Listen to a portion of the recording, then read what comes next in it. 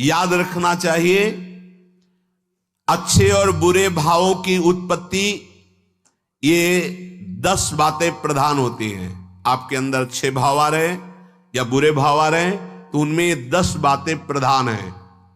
पहला, स्थान। आप कहां बैठे हैं, कहां रह रहे हैं, किस जगह खड़े हैं, आपको स्थान देख करके ही बर्ताव में उतरना है। जैसे मदिरालय है, आप वहां खड़े होंगे तो तमोगुण अपने आप बढ़ने लगेगा, आसुरी प्रवृत्ति बढ़ने लगेगी। ऐसे ऐसे जिस स्थान पर खड़े होने से, देखने से, बात करने से हमारी वृत्ति बिगड़ रही, उस स्थान का तत्काल त्याग कर देना चाहिए, वहां से हट जाना चाहिए। पहला है स्थान। जैसे सत्संग, यमुना जी का एकांतिक पावन तट, किसी लता के नीचे, किसी संत भगवान के सानिध्य में, अब हमारा ये स्थान भजन वृत्ति बढ़ाएगा। उस व्यक्ति का घर जिसके पास जाने से वासनाएं बढ़ रही, उस स्थान में जहां दृश्य देखने से हमारे अंदर गंदी बातें आ रही, पहला है स्थान। दूसरा है अन्न। बहुत बड़ा प्रभाव अन्न का होता है। अगर अधर्म के द्वारा कमाया हुआ अन्न है तो बुद्धि अधर्म में ही लगेगी। यदि भोजन पकाते समय, रसोई रांधते समय आप विकारात्मक चिंतन कर रहे हैं तो कोई भी प्रसाद पाए उसके अंदर विकार जागृत हो जाएगा। अन्न का बहुत बड़ा प्रभाव पड़ता है। एक बार पूज्य पाद उड़िया बाबा जी महाराज अपने परिकर के साथ भ्रमण में थे तो किसी बड़े धनी मानी ने निमंत्रण दिया, महाराज आज यहीं रुको। तो बाबा ने कहा हम लोग गांव के अंदर नहीं रुकते, तो बाहर कोई वृक्षों का समुदाय, जंगल जैसा, तो उसमें वहां रुके, पर भोजन उनकी तरफ से, भोजन सबने पाया। जब सुबह हुआ तो महात्मा जन, साधक जन एक दूसरे की तरफ देखे और बोले आज तो हमको बड़ा दोष हुआ, गंदा स्वप्न आया और हमारा संयम बिगड़ गया। बोले ये तो हमको भी हुआ, जितने थे सबको हुआ। उड़िया बाबा के समीप गए, बाबा ने कहा अच्छा ऐसा हुआ, ये तो अन्न दोष है, बुलाओ सन्न पवाने वाले को, फिर चलेंगे। बुलाया और बाबा ने कहा बिल्कुल सत्य बोलना, नहीं तो आप जानते हो इतने महात्माओं के संयम को आपने भ्रष्ट कर दिया, सत्य बोलना क्या बात थी। तो उनका महाराज संतान नहीं हो रही थी, सुना था आप बहुत सिद्ध महापुरुष हैं तो आपके परिकर को इसीलिए पवाया, अंदर काम भाव था कि हमारे कामना थी कि संतान उत्पन्न हो, वैसे ही चिंतन करते हुए बनाया ऐसे। बोले सबका संयम नष्ट कर दिया, होश में, नरक जाने वाली बात मत सोचो। अरे संतों को पवाओ जैसे अपने पुत्र को पवाते हैं, ऐसी भावना करनी चाहिए। आज हो भाग्य तो परिणाम खुद मंगल में निकलेगा। काम भाव से युक्त होकर क्यों बनाया, सब संतों के अंदर विकार पैदा कर दिया। अन्न का प्रभाव पड़ता है, हम जैसा अन्न पाते हैं वैसा। कई बार सुनाया है, सिद्ध महापुरुष पूज्य प्रातः स्मरण श्री बलराम दास जी महाराज झाड़ू मंडल के, यमुना के पावन तट पर ही है, रास मंडल के पास ही, वो अपने एक लता के नीचे बैठे हुए भगवत चिंतन कर रहे थे। अचानक यमुना जिस नजदीक है तो कोई माई स्नान किए हुए निकली तो नेत्रों ने देखा और विकार उत्पन्न हो गया। वयोवृद्ध सिद्ध महापुरुष, उन्होंने कहा आप तो इस शरीर को नष्ट कर दूंगा। शिष्यों ने कहा महाराज ऐसा क्यों?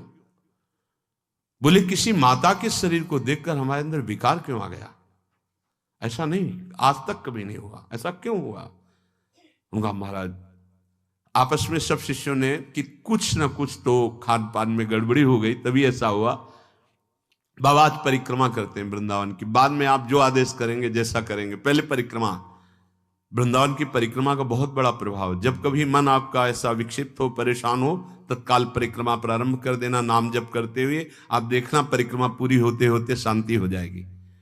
बाबा ने खूब नाम कीर्तन करते हुए शिष्यों के साथ परिक्रमा दी, मन का विकार शांत हो गया। उनका ऐसा कैसे हो सकता है कि हमारे अंदर विकार आ गया? ये बड़ी सूक्ष्मता का विषय है। कल प्रसाद कहां से आया था? तो उस समय लाडले गोविंद देव जी महाराज यहीं विराजमान थे वृंदावन में। बोले तो ठाकुर गोविंद देव जी का प्रसाद आया था। लकुट उठाई, गए हो तो भगवत स्वरूप तस्मित तज्जने भेदा भावात, भगवान और भगवान के ऐसे जनों में भेद नहीं होता, वो भगवत स्वरूप होते हैं। गए और कहा बताओ आपका प्रसाद न पावे तो अपराध लगे कि प्रसाद नहीं पाया, और प्रसाद पावे तो हमारे अंदर काम जागृत हो जाए, हम तो मरे ना दोनों तरफ से। तो ठाकुर जी बात कर रहे थे, दूसरों को नहीं सुनाई दे रहा था। कह रहे थे कि देखो नाराज मत हो, कलकत्ता की वैश्या थी, उसने भोग लगाया, अब उसने भोग लगाया तो हमने चख पाया, तो आपको प्रसाद का किनका लेना चाहिए? किसने कहा था कि पूरा प्रसाद पाइए? जरा किनका ले लेते हो, मधुकर ही पाते। हाँ ये बात आपकी मान, तो हमारा तो पूरा विश्व है, कोई भी भोग लगाएगा हम तो पाएंगे। और हमारे प्रसाद की निष्ठा आप सबके हृदय में, तो किनका लीजिए, पूरा मत पाइए।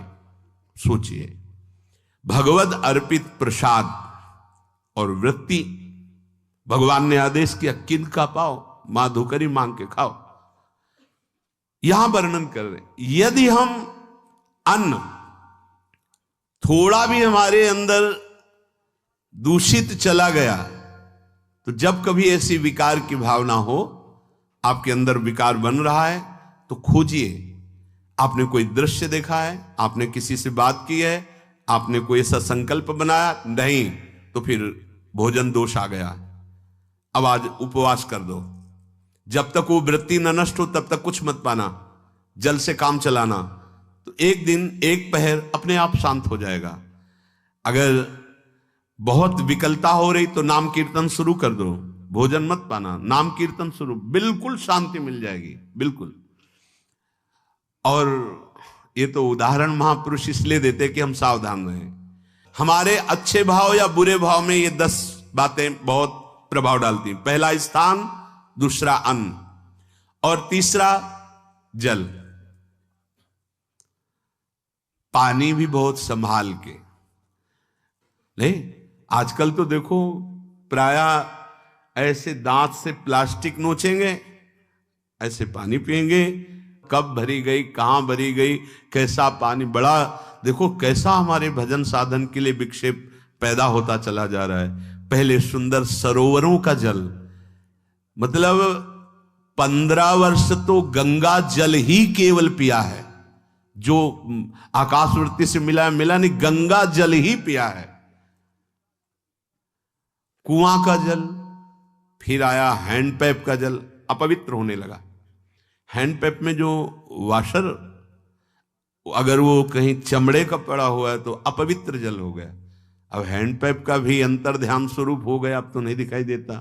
अब रह गया है मोटर से निकले और फिल्टर में जाए, वो मशीन जो फिल्टर करती है पानी को, आरओ, उससे।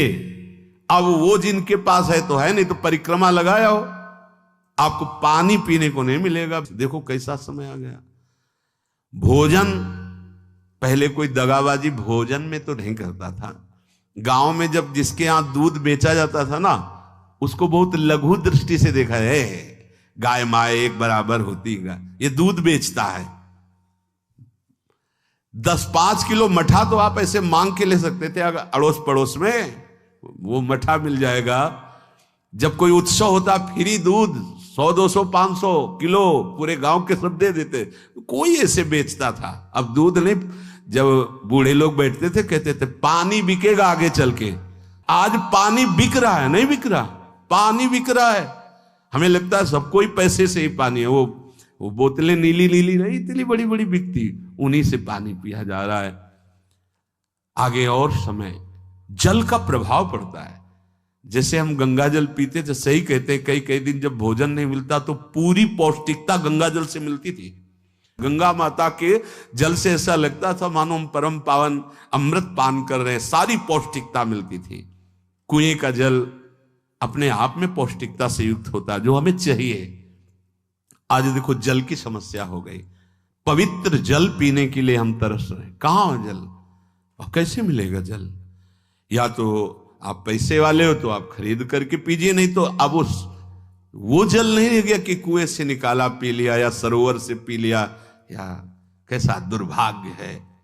जल का बहुत बड़ा योग है साधना में। जैसे स्थान का तो परम पावन वृंदावन धाम, अन्न का तो अब हम भगवत प्रसाद पाते हैं, तो जल का बहुत बड़ा योग है। आज दूषित होता चला जा रहा है, क्योंकि अब हाथ की बात नहीं रह गई है कि आप सुंदर कुआं से जल लें या सरोवर से जल लें या आप नदी से जल लें।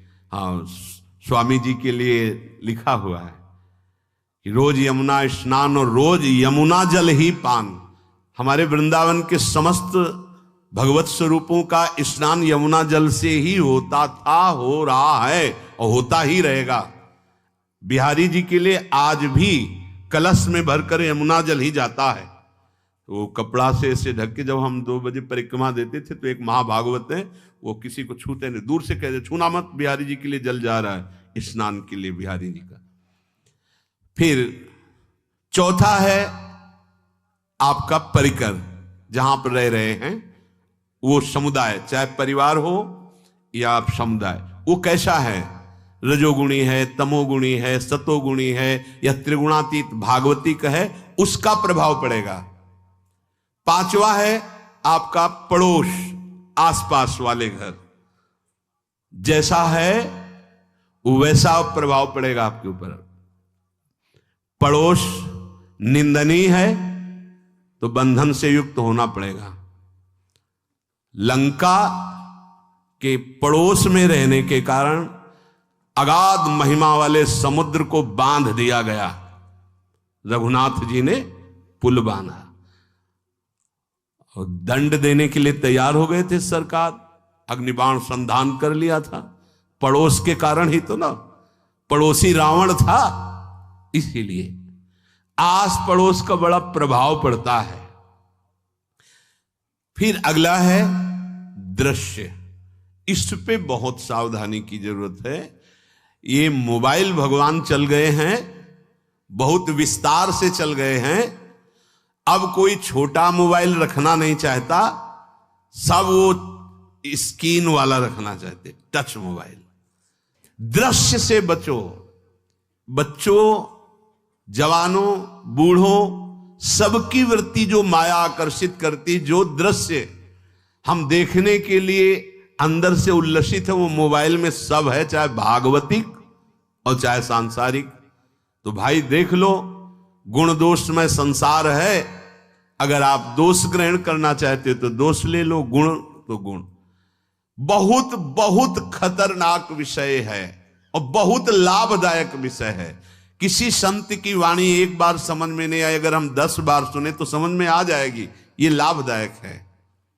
कभी कोई किसी से बात करनी, पहले जाए तो पोस्ट कार्ड चलते थे, एक कार्ड, वो 15 पैसे का इतना बड़ा वाला आता था, 25 पैसे का बंद वाला लिफाफे में आता था, नीले नीले कागज का 15 पैसे वाला कार्ड, उसमें चिट्ठी जाती थी महीनों में। कभी यहां 1 मिनट में अमेरिका से बात कर लो, कितनी बढ़िया बात हो गई। उसका दुरुपयोग ना करो। अब हमारी इतनी चंचल वृत्ति है कि दुरुपयोग करने के लिए उत्साह बढ़ जाता है। बोले अब सब काम हो गया है, अब एकांत सेवन कर रहे हैं, अंदर से सिटकिनी बंद और मोबाइल भगवान का संग शुरू। 2-4 मिनट सत्संग और अच्छे दृश्य देखे, फिर बगले में वहां सब होता है कि आप बस उसको ऑन कीजिए, फिर जो मनोरंजन शुरू होता है, फिर उपासक मिटिया मेट हो जाता है। ये बहुत सावधानी की बात कह रहे हैं।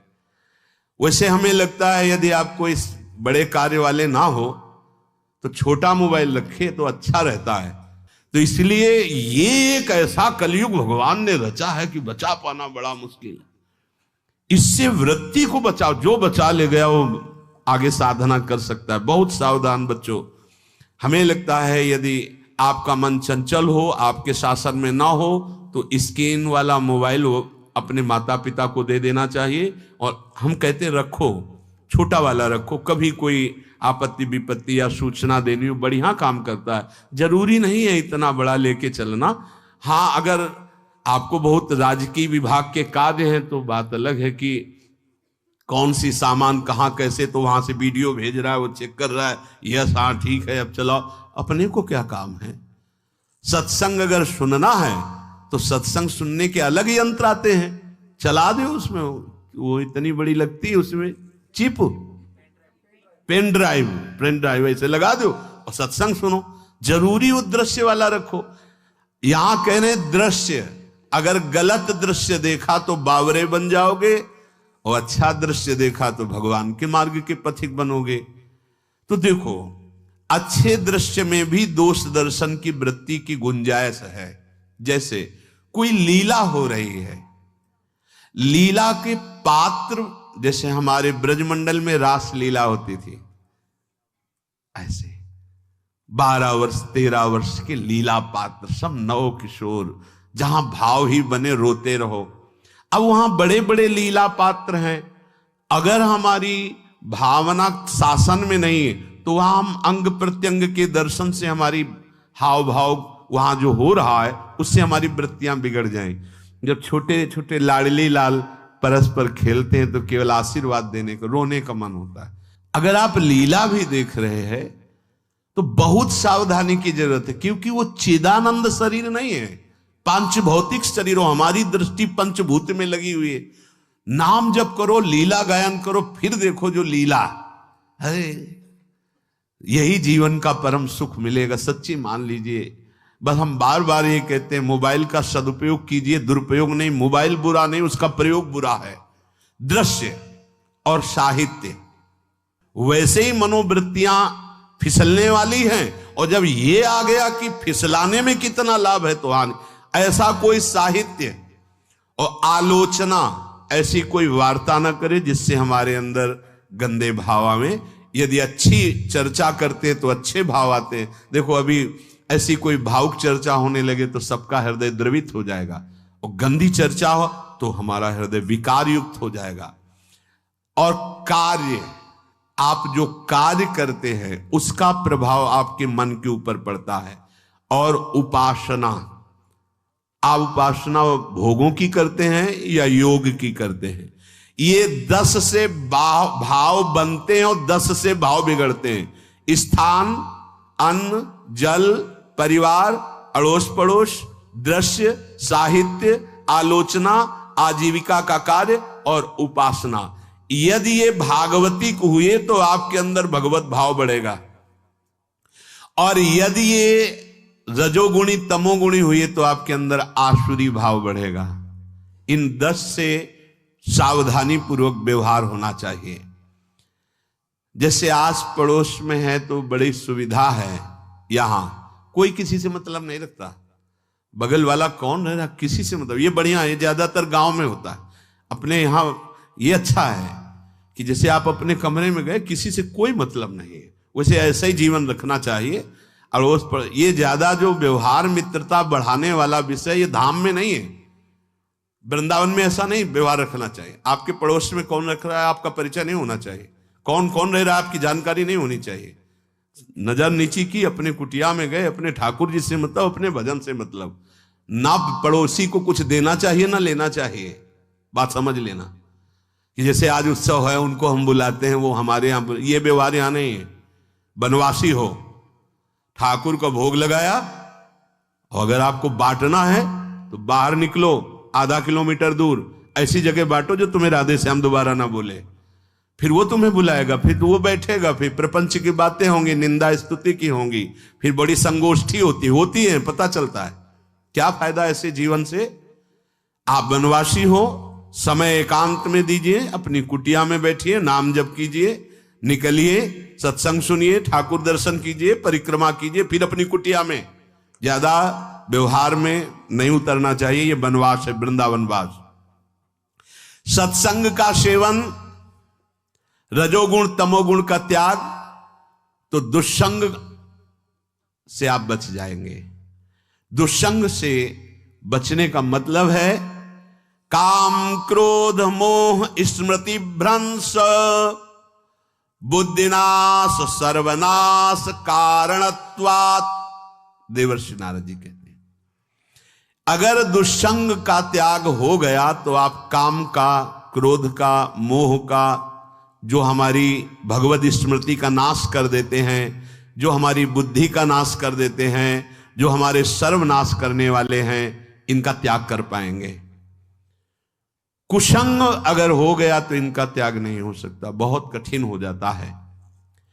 भगवत संबंधी तत्वबोध होना या भगवत रहस्य लीला में प्रवेश पाना, जो अपनी इंद्रियों को भोगों में तृप्ति कराने की कोशिश कर रहे हैं,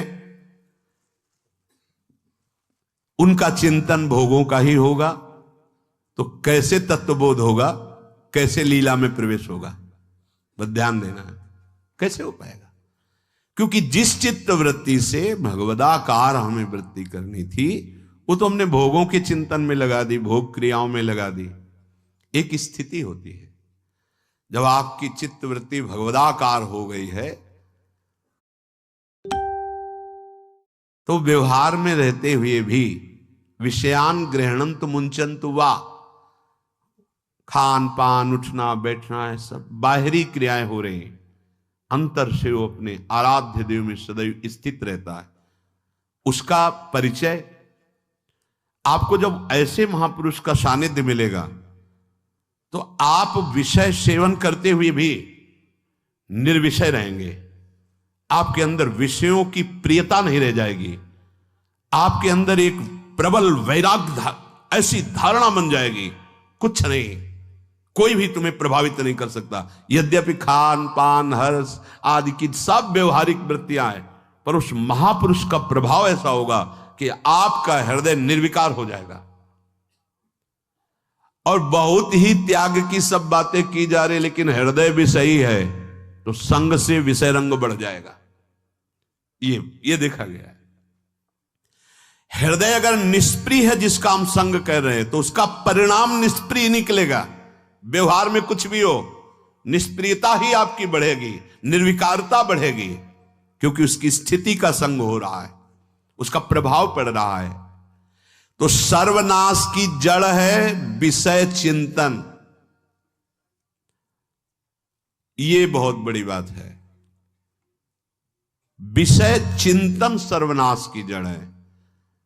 यहां विषय भोग नहीं कहा, क्योंकि चिंतन का परिणाम भोग है। पहले चिंतन होता है।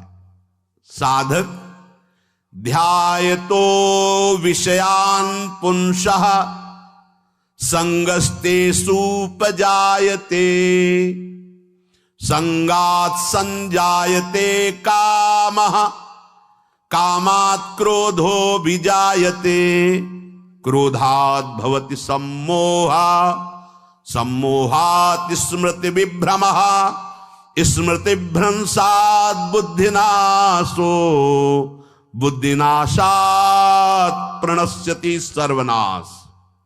कैसे हुआ?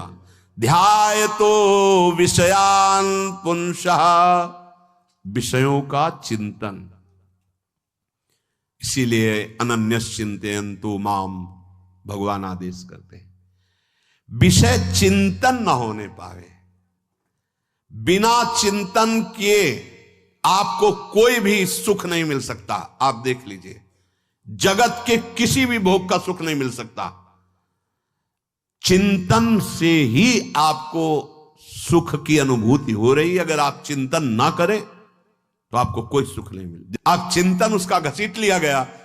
अगर सुख होता तो भोग में मिल जाता, नहीं मिला। क्यों? कि बोले चिंतन नहीं।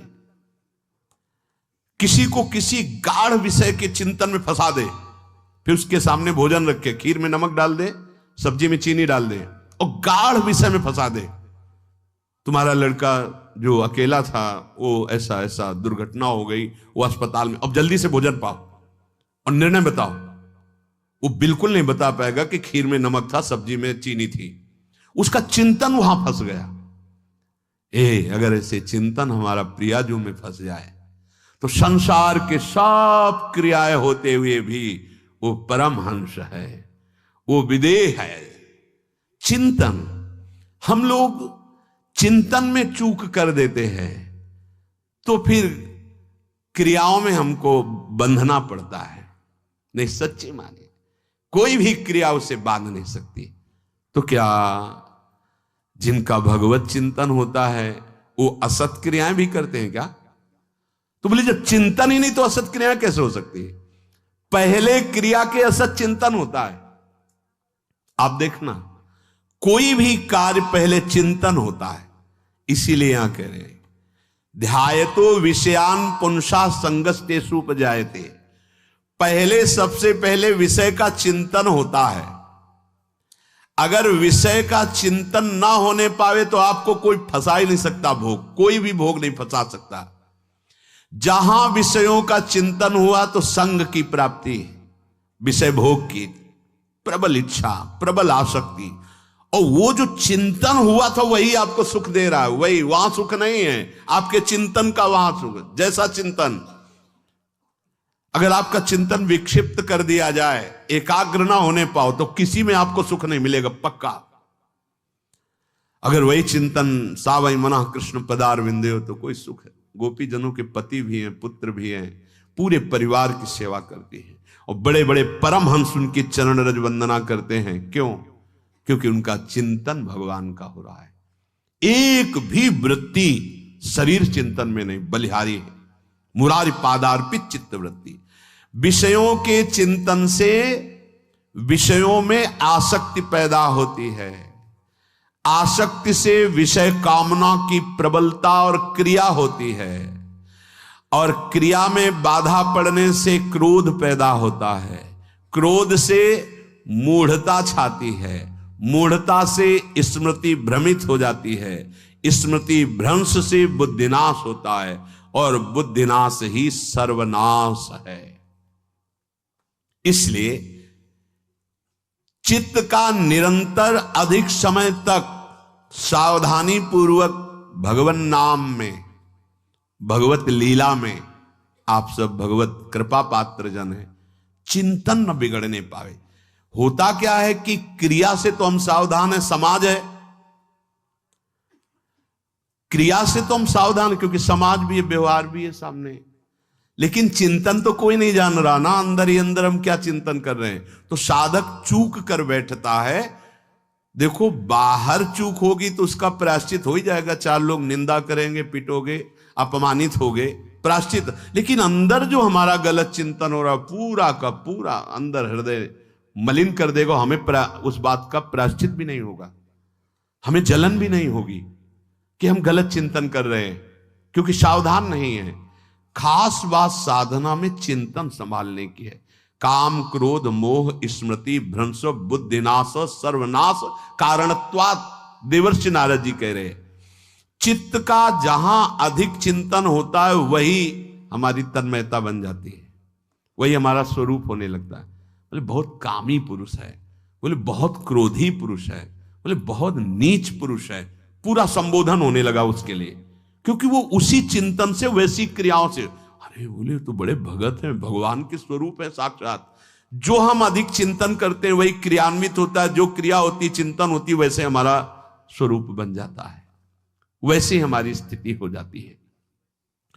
सांसारिक विषयों और विषयी पुरुषों का शरीर संग, वाणी संग, मन के द्वारा संग, ये आपके अंदर विषय चिंतन बढ़ा देगा, विषय क्रियाओं में लगा देगा। इसलिए बहुत सावधान। विषय में कोई ताकत नहीं है, विषयासक्ति दुर्गति कर देती है। एक बार देवर्षि नारद जी जनक जी से कहा कि आप विदेह राज कैसे हैं, पत्नी भी है, परिवार भी है, सब वैभव भी है, वो आप एक राजा होते हुए विदेह राज। उनका आज विश्राम कीजिए, कल सुबह चर्चा करेंगे। तो रात्रि में अपने शयन गृह में देवर्षि नारद जी को शयन कराया और अपनी अर्धांगिनी से कहा कि आप जाकर शयन कीजिए देवर्षि नारद जी के साथ, जो आज्ञा। अब वहां देवर्षि नारद जी के समीप जब नारद जी ने देखा कोई स्त्री, तो शकिल गए और शकिल गए। वो तो आज्ञा जैसी हुई थी, जब दीवाल मिली तो दीवाल की तरफ मुंह करके लेटे रहे। अर्धरात्रि में उठी और चली गई। देवर्षि नारद जी सुबह गए और कहा कि ये क्या मजाक था आपका, यदि आपको ऐसा ही व्यवहार करना था तो आप हमसे कह देते तो हम बाहर जाकर शयन करते। आपने ऐसा क्यों किया? क्या हुआ महाराज? जब हम वहां शयन कर रहे थे, कुछ रात्रि व्यतीत होने पर आपकी अर्धांगिनी आई और लेट गई सैया पे। उनको पता नहीं कि एक देव ऋषि के साथ ऐसा व्यवहार नहीं कर। फिर क्या हुआ महाराज? फिर हम और खेलते गए, फिर दीवार मिली तो उधर मुंह करके फिर सो गए। तो तुमने स्त्री को दीवार नहीं समझा, दीवार को दीवार समझा। यही आप में और हम में फर्क है। आपके लिए जैसे दीवार निश्चिंतता का कारण है, ऐसे ही हमारे लिए स्त्री होते हुए भी वो दीवाल की तरह ही है, किंचन मात्र विकार उत्पन्न नहीं कर सकती। यही अंतर है। इसी बात से हमको विदेहराज कहते हैं। ये स्थिति अब कह दे स्त्री शरीर और दीवाल में क्या ज्ञान की विशेषता? वो जड़ है और चैतन्य नहीं। ये शरीर भी जड़ है, चैतन्य आत्म तत्व है। पंचभूतों से दीवाल बनी है।